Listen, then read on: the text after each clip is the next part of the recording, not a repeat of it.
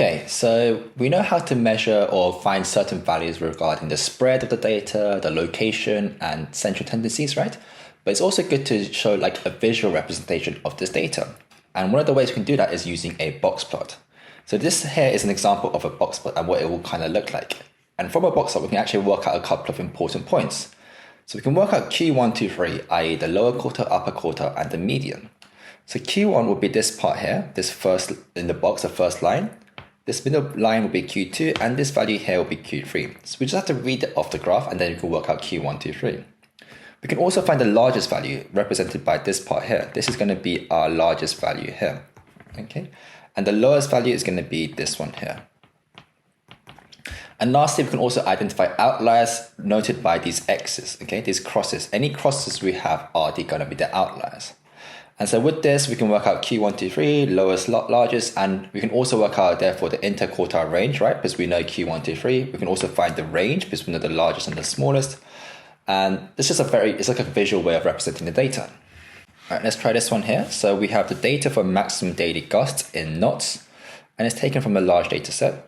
Calculate Q1, 2, 3. So this is discrete data, right? So we have to calculate Q1, 2, 3. We've covered this in the previous videos. So if you're still unsure, maybe go back to working out Q1, 2, 3s in the previous video. But I'm just going to write them out.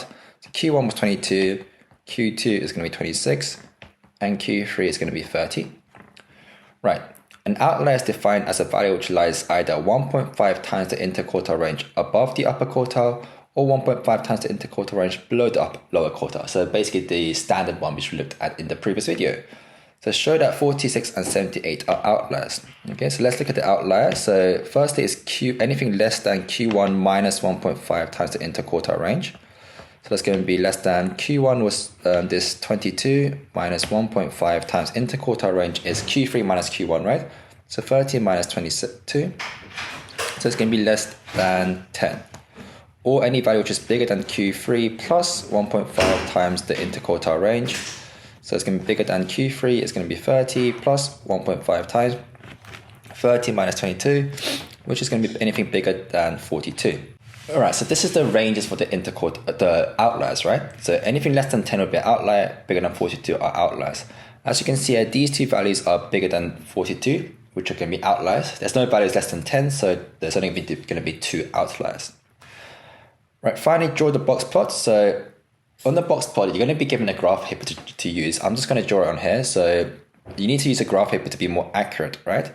So we're going to start off at 0. The highest value is going to be 80. So 10, 20, 30, 40. Okay. So first things first, you can draw the number line. And then we need to identify each box. So we need to do Q1 first, is 22, so roughly around here. Q2 is 26, around here. And Q3 is 30. So initially draw the big box first, like this. As I said, it should be much more accurate than this. You should draw on a graph paper.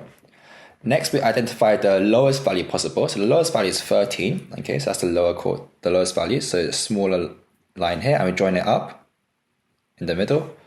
The highest value is the highest value which is not an outlier. So it's not going to be 78, it's going to be 38 here, right? So this is going to be roughly here, and we join this one up here. Finally, we just have to identify the outliers. We said that 46 and 78 are outliers, so we identify that with just some crosses. So 46 here and 78 here, like this. These are the two outliers. And this would be our box plot. Finally, we just have to label it. So in this case, it's maximum daily gusts in knots. So maximum daily gusts, and then the units are going to be in knots, and so this is just going to be the box plot for this particular data here. So just make sure you identify Q1, 2, 3 at the lowest and highest values disregarding the outliers, and obviously they're going to give you graph paper, so just try and draw it as neat as possible.